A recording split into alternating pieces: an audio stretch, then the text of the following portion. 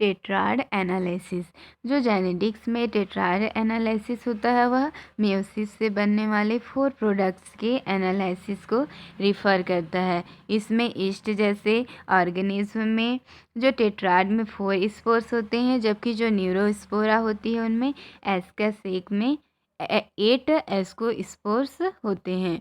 इनमें जो प्रत्येक स्पोर्स कंटेनिंग बॉडी को अलग करना संभव होता है और इन्हें हम कल्चर करा सकते हैं। इस प्रकार प्रत्येक जो स्पोर्स बनते हैं उनके फिनोटाइप और जीनोटाइप का अध्ययन करना संभव होता है।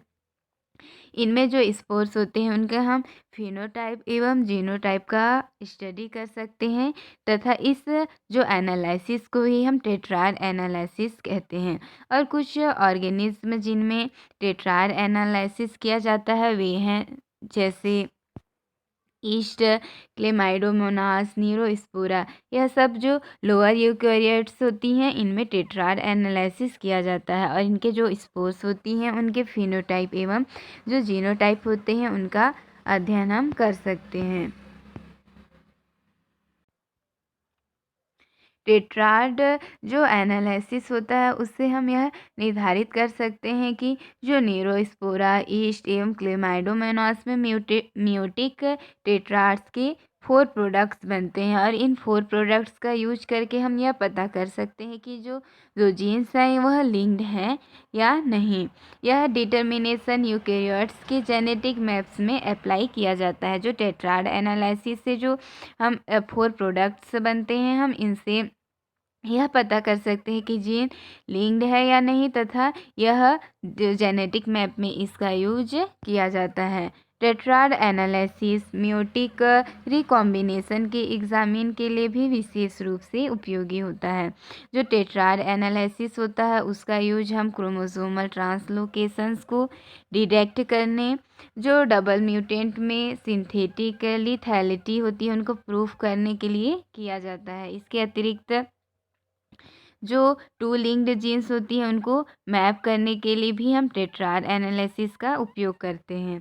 इसी प्रकार जो अनऑर्डर टेट्राड होती हैं उनका उपयोग डाई हाइब्रिड क्रॉस में जीन को मैप करने के लिए किया जाता है। इस टेट्राड एनालिसिस के द्वारा हम किसी भी जीन्स को यह पता कर सकते हैं कि वह लिंक्ड है या नहीं और जीन्स को मैप करने के लिए इसका यूज किया जाता है। टेट्राड एनालिसिस में हम कौन कौन से ऑर्गेनिज्म का यूज करते हैं वो हम देखेंगे। इसमें एल्गी, फंजाई जैसे जो लोअर यूकेरियोट्स होती हैं उनका उपयोग करते हैं। विशेष रूप से फंजाई में सैक्रोमाइसीस, सर्वेसी, क्लेमाइडोमोनास, रिहनरडटी टेट्राड्स एवं न्यूरोस्पोरा, क्रेसा, एस्परजिलस, निडोलेंस, ऑक्टैट्स का हम व्यापक रूप से उपयोग करते हैं। जो यह लोअर यूकेरियोट्स होती हैं एल्गी, फंजाई, इसका यूज हम इसलिए करते हैं क्योंकि यह जो ऑर्गेनिज्म होती है वह हैप्लॉइड होती है और यह बहुत बड़ी संख्या में प्रोजेनी प्रोड्यूस करते हैं और इन जीवों का जो लाइफ साइकिल होता है वह छोटा होता है और इनमें मियोसिस के दौरान जो जीन बिहेवियर होती है उनको हम ऑब्जर्व आसानी से कर सकते हैं। इस कारण जो यह ऑर्गेनिज्म होती हैं न्यूरोस्पोरा, क्रेसा, क्लेमाइडोमोनास इनका यूज किया जाता है टेट्राड एनालिसिस में। इसमें हम देखेंगे फंजाई जो है न्यूरोस्पोरा, जो दुनिया भर में रिसर्च में न्यूरोस्पोरा का सक्रिय रूप से उपयोग किया जाता है। यह जो टेट्राड एनालिसिस में हम न्यूरोस्पोरा का व्यापक रूप से उपयोग करते हैं। न्यूरोस्पोरा क्रेसा, यह न्यूरोस्पोरा फंजाई है और यह हैप्लॉइड होता है, इनमें सिंगल क्रोमोसोम्स होते हैं। इसमें हम न्यूरोस्पोरा की 2 हैप्लॉइड सेल को लेते हैं जिनमें यह दोनों सिंगल क्रोमोसोम्स होती हैं, यह हैप्लॉइड होती हैं, हैप्लॉइड सेल्स हैं। इनमें फर्टिलाइजेशन की क्रिया होती है जिसके पश्चात यह जाइगोट बनाती हैं जो कि डिप्लॉइड होता है। इनमें डबल क्रोमोसोम्स होते हैं 2n। इसके बाद इनमें फर्टिलाइजेशन के बाद जो जाइगोट बनता है उसके बाद इनमें रेप्लिकेशन की क्रिया होती है जिससे यह इस प्रकार के क्रोमोसोम्स बनते हैं। इनमें 2 एलील्स हम मानेंगे, एक होता है कैपिटल ए और एक स्मॉल ए स्मॉल ए।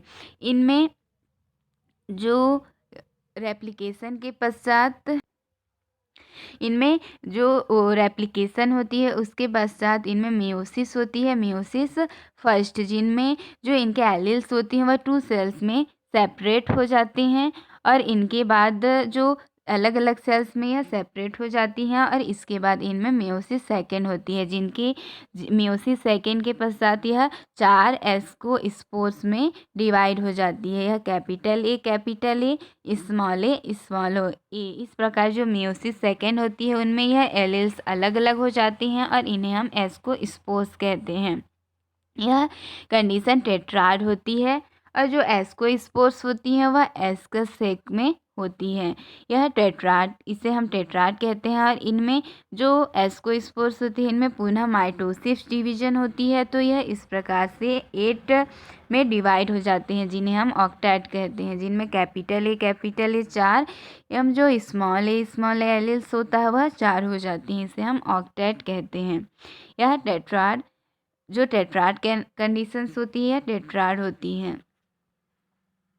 इस प्रकार जो इनकी हैप्लॉइड सेल्स होती हैं उनसे जाइगोट बनता है और इनमें मेयोसिस फर्स्ट एवं रेप्लिकेशन की क्रिया के पश्चात इनमें मेयोसिस फर्स्ट एवं मेयोसिस सेकेंड डिवीजन होती है। इस प्रकार से 4 एस्कोस्पोर्स बनते हैं जो कि एस्कस सैक में होती हैं और इनमें पुनः माइटोसिस डिवीजन होती है और यह 8 एस्कोस्पोर्स बनाते हैं। फर्स्ट हम देखेंगे एनालिसिस ऑफ ऑर्डर्ड टेट्राड। इसका यूज हम इसलिए करते हैं कि जो सेंट्रोमियर्स एवं जीन्स, जो सेंट्रोमियर और जीन्स के बीच की दूरी का पता लगाया जा सके। यह सेंट्रोमियर होता है तथा यह एलील्स हैं। यूज फॉर मैपिंग, यह ऑर्डर टेट्राड एनालिसिस के द्वारा जो सेंट्रोमियर एवं एलील्स के बीच की दूरी का पता लगाया जा सकता है, जो कि जीन मैपिंग के लिए यूज़ करते हैं। इनमें हम न्यूरोस्पोरा क्रेसा में देखेंगे। इसके लिए 1 जीन होता है जिसके 2 एलील्स हैं, कैपिटल ए और स्मॉल ए। तो केस 1 में हम देखेंगे जिनमें क्रॉसिंग ओवर नहीं होता है। इनमें जो क्रोमोजोम्स होती हैं वह इस प्रकार से होमोलोगस क्रोमोजोम्स हैं, कैपिटल ए, स्मॉल ए। जब इनमें मियोसिस फर्स्ट होती है तो यह 2 सेल्स में सेपरेट हो जाती हैं। इस प्रकार से जो एलील्स होती हैं वह ऊपर वाले सेल्स में और यह नीचे वाले सेल्स में आ जाती हैं। इनके बाद इनमें मेयोसिस डिवीजन होती है जिससे यह 4 सेल्स में डिवाइड हो जाती है और प्रत्येक में एक क्रोमोजोम्स होती है। 2 स्मॉल और 2 कैपिटल ए एलील्स होती हैं। यह टेट्राड कंडीशंस होती हैं। इसमें जो टेट्राड कंडीशन होती है उनमें पुनः माइटोटिक डिवीज़न होती है जिससे यह जो प्रत्येक सेल होता है वह 2 सेल्स में डिवाइड हो जाता है। इस प्रकार इनमें 8 सेल्स बन जाती हैं जिनमें प्रत्येक में एक क्रोमोजोम्स होती हैं और 4 स्मॉल ए तथा 4 कैपिटल ए बन जाती हैं। इन्हें हम ऑक्टेट कहते हैं। यह जो सेल्स बनती हैं वह ऑल पेरेंटल टाइप होती हैं। यह जो डिवीजन होता है वह फर्स्ट डिवीजन सेग्रीगेशन या FDS कहलाता है। इनमें जो एलील्स होती हैं वह 2 alleles get separated during meiosis first. इनमें जो एलील्स होती हैं वह मियोसिस फर्स्ट में सेपरेट होती है। इनमें कोई भी क्रॉसिंग ओवर नहीं होती है जिससे जो ऑक्टाट बनती हैं वह पेरेंटल टाइप होते हैं जिसमें 4 स्मॉल ए एलील्स वाले सेल्स बनते हैं और इनमें 4 कैपिटल ए एलील्स वाले सेल्स होती हैं। यह ऑक्टेट कंडीशन होती है। इसी प्रकार हम केस 2 में देखेंगे। इनमें जो जीन्स होती हैं और जो सेंट्रोमियर होती है उनके बीच क्रॉसिंग ओवर होता है। इनमें जो सेंट्रोमियर होती है और जो जीन्स होती है उनके मध्य क्रॉसिंग ओवर होता है जिससे इनमें जो यह सेंट्रोमियर पार्ट है उसमें और ये इस जो जीन्स होती है उनमें क्रॉसिंग ओवर होती है जिससे स्मॉल ए यहाँ पे रहेगा और यह जो कैपिटल ए होता है वो यहाँ पर आ जाता है। इसी प्रकार जो नीचे वाले में कैपिटल ए के स्थान पर स्मॉल ए और नीचे में कैपिटल ए। इस प्रकार जो क्रॉसिंग ओवर होता है वह जीन्स एवं सेंट्रोमियर के बीच होता है। इसके बाद इनमें मियोसिस सेकेंड होती है जिनमें यह 4 अलग अलग सेल्स में डिवाइड हो जाती है, जिनमें ऊपर वाले में स्मॉल ए एलील्स फिर कैपिटल ए, फिर स्मॉल ए और कैपिटल ए। इस प्रकार से जो एलील्स अलग अलग हो जाती हैं। इनमें पुनः माइटोसिस डिवीजन होती है, जिससे यह 8 सेल्स में डिवाइड हो जाती हैं और प्रत्येक में अलग अलग एलील्स होती हैं। इनमें कैपिटल ए, स्मॉल ए और small a to small a वाले एलील्स वाले सेल्स बनती हैं। इसी प्रकार capital A to capital A, इसी प्रकार टू स्मॉल ए एवं टू कैपिटल ए, इस प्रकार से यह डिवाइड हो जाती है। इनमें जो प्रत्येक सेल्स होता है वह 2 सेल्स में माइटोटिक डिवीजन द्वारा डिवाइड हो जाता है। यह ऑक्टेट कंडीशन होती है, जिनमें 8 सेल्स बनते हैं और प्रत्येक में एक क्रोमोसोम्स होता है। HDS second division segregation, alleles get separated during meiosis first, यह सेकेंड डिवीजन सेग्रीगेशन कहलाता है और इनमें जो एलील्स होती हैं वह मियोसिस सेकेंड में यह जो एलील्स होती हैं वह सेपरेटेड हो जाती हैं। सेकेंड केस में हम देखेंगे क्रॉसिंग ओवर होता है। इनमें फर्स्ट में हमने देखा था कि जो क्रॉसिंग ओवर होती है वह जीन्स एवं सेंट्रोमियर के बीच होती है, तथा जो सेकेंड क्रॉसिंग ओवर होता है वह 2 स्ट्रैंड के बीच होती है। इनमें जो ये वाले स्ट्रैंड तथा ये वाले स्ट्रैंड के बीच क्रॉसिंग ओवर होती है, जिससे फर्स्ट में यह कैपिटल ए और कैपिटल ए के स्थान पर स्मॉल ए, इसी प्रकार इन दोनों के मध्य क्रॉसिंग ओवर हुआ है तो जो ये वाला स्मॉल ए, ये स्मॉल ए तथा नीचे स्मॉल ए के स्थान पर कैपिटल ए आ जाता है। इनमें जो क्रॉसिंग ओवर होता है वह 2 स्ट्रैंड के मध्य होता है। इसमें मियोसिस सेकेंड में हम देखेंगे कि यह 4 सेल्स में डिवाइड हो जाती हैं, जिनमें ऊपर में कैपिटल ए, फिर स्मॉल ए, फिर कैपिटल ए, इस प्रकार से जो एलील्स होती हैं वह सेपरेट हो जाती हैं।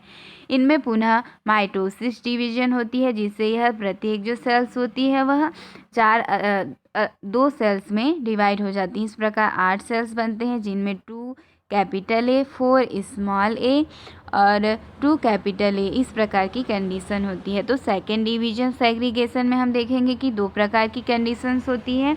पहला होता है 2-4-2 और दूसरा होता है 2-2-2-2। इसी प्रकार जो फर्स्ट डिवीजन सेग्रीगेशन होते हैं उनमें पेरेंटल टाइप होती हैं और इनका जो कंडीशन होता है 4-4।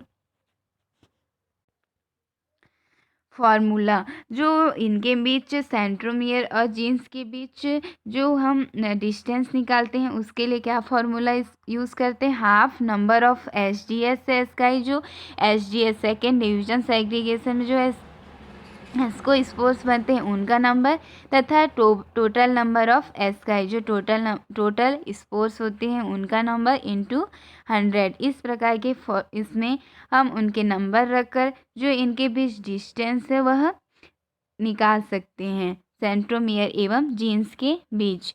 जब क्रॉसिंग ओवर नहीं होता है तो 4 जीन 4 अरेंजमेंट होती है। इसे फर्स्ट डिवीजन सेग्रीगेशन के रूप में डिस्क्राइब किया जा सकता है। इनमें 4 एवं 4 वाली कंडीशन आती है, जिनमें जो क्रॉसिंग ओवर नहीं होता है, इसे हम फर्स्ट डिवीजन सेग्रीगेशन कहते हैं। और जब क्रॉसिंग ओवर होता है तो इन पेयर्ड अरेंजमेंट्स की हो जाता है, तो इसे हम सेकेंड डिवीजन सेग्रीगेशन के रूप में डिस्क्राइब करते हैं। टेट्राड एनालिसिस में डेटा का उपयोग जीन्स के बीच संबंध दूरी निर्धारित करने के लिए किया जाता है। इनके द्वारा हम जो इनके मध्य डिस्टेंस है वह पता कर सकते हैं, जिनका यूज जेनेटिक मैपिंग में किया जाता है।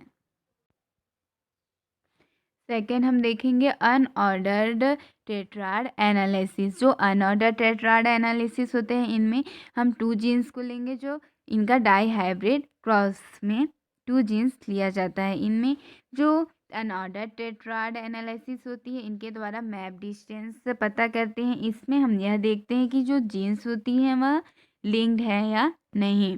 ऑर्डर और जो अरेंजमेंट होता है वह स्पेसिफिक नहीं होती है, अनऑर्डर टेट्राड कहलाती है।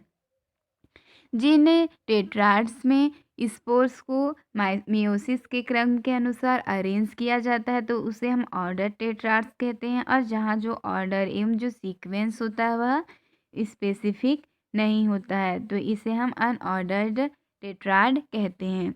दो जीन्स में प्रत्येक की बीच की दूरी की जो तुलना करके हम लिंकेज और जीन के लोकेशन के बारे में जानकारी प्राप्त कर सकते हैं। जो अनऑर्डर टेट्राड एनालिसिस में हम यह पता करते हैं कि जो जीन्स होती हैं उनके मध्य लिंकेज है या यह इंडिपेंडेंटली असॉर्ट हो रहे हैं।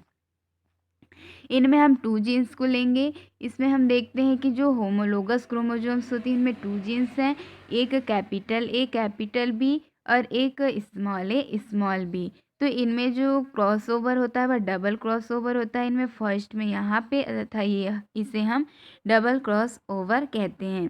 बिटवीन 2 स्ट्रैंड, इनमें जो क्रॉसिंग ओवर होती है वह 2 स्ट्रैंड के बीच में होती है। ये वाले स्ट्रैंड और ये वाले स्ट्रैंड के बीच क्रॉसिंग ओवर होती है। इसमें हम देखेंगे फर्स्ट में आ जाएगा कैपिटल ए और कैपिटल बी, इसमें कोई क्रॉसिंग ओवर नहीं होती है। और जो सेकंड में यह कैपिटल ए और इनमें इस प्रकार से जो क्रॉसिंग ओवर होती है, इसके बाद ए फिर यहाँ कैपिटल बी, तो इनमें जो वो एलिल्स हो जाएंगे वह capital A capital B capital A capital B. इसी प्रकार हम नीचे वाले स्ट्रैंड में देखेंगे, स्मॉल ए फर्स्ट में स्मॉल ए ही आएगा तथा जो क्रॉसिंग ओवर होती है इस प्रकार से बी स्मॉल बी, यहाँ पर भी स्मॉल बी आएगा। और जो नीचे वाला स्ट्रैंड है वह जैसे का तैसा ही रहेगा, तो capital small b a and small b. इनमें जो प्राप्त होते हैं वह सभी ऑल पेरेंटल टाइप होती हैं। इनमें जो क्रॉसिंग ओवर होता है वह 2 स्ट्रैंड के बीच होता है। सेकेंड कंडीशन हम देखेंगे डबल क्रॉस ओवर, इसमें भी होती है तथा जो इनमें क्रॉसिंग ओवर होती है वह 4 स्ट्रैंड के बीच होती है, ये वाले स्ट्रैंड और ये वाले स्ट्रैंड के बीच। और एक जो क्रॉस ओवर होता है ये वाले स्ट्रैंड और ये वाले स्ट्रैंड के मध्य होता है। तो इनमें जो एलिल्स हो जाती हैं वह कैपिटल ए स्मॉल बी और कैपिटल ए स्मॉल बी, तथा नीचे वाले जो क्रोमोसोम्स हैं उनमें स्मॉल ए कैपिटल बी और स्मॉल ए कैपिटल बी। तो इनमें जो एलिल्स जो बनते हैं उनमें कैपिटल ए स्मॉल बी और स्मॉल ए कैपिटल बी, तो यह नॉन पेरेंटल टाइप होती हैं। इसी प्रकार हम थर्ड कंडीशन देखेंगे, तो इनमें भी डबल क्रॉस ओवर होती है और इनमें जो क्रॉसिंग ओवर होती है वह 3 स्ट्रैंड के बीच होती है। इसमें ये स्ट्रैंड 1 2 3 ये तीनों स्ट्रैंड के मध्य क्रॉसिंग ओवर होती है। जो फर्स्ट वाला स्ट्रैंड होता है वह इनमें इन्वॉल्व नहीं होता है। तो इनमें क्रॉसिंग ओवर के बाद हम देखेंगे किस प्रकार से बनते हैं, कैपिटल ए कैपिटल बी और यह कैपिटल ए स्मॉल बी, फिर स्मॉल ए स्मॉल बी और स्मॉल ए कैपिटल बी। तो इनमें जो एलिल्स होती हैं वह अलग अलग टाइप के बनते हैं। इनमें पेरेंटल टाइप भी होते हैं और नॉन पेरेंटल टाइप भी होते हैं, इन्हें हम टेट्रा टाइप कहते हैं। इस प्रकार हमें तीनों कंडीशन में अलग अलग देखने को मिलती हैं। फर्स्ट में सभी ऑल पेरेंटल टाइप होती हैं, सेकंड में नॉन पेरेंटल टाइप और जो थर्ड कंडीशन होती है जिनमें क्रॉसिंग ओवर 3 स्ट्रैंड के बीच होता है, तो इनमें पेरेंटल टाइप एवं नॉन पेरेंटल टाइप दोनों प्रकार के देखने के मिलते हैं, तो इसे हम टेट्रा टाइप कहते हैं। तो इनका फॉर्मूला होता है, इनके मध्य जो डिस्टेंस होता है वह निकालने के लिए NPD non parental ditype plus half tetratype into 100 by total number of जो भी सेल्स होती हैं वह। तो इनके आधार पर हम NPD non parental ditype का मान रख के तथा जो टेट्रा टाइप होती हैं उसका मान रखकर हम उनके मध्य डिस्टेंस निकाल सकते हैं। इसे ही हम अनऑर्डर्ड टेट्राड एनालिसिस कहते हैं।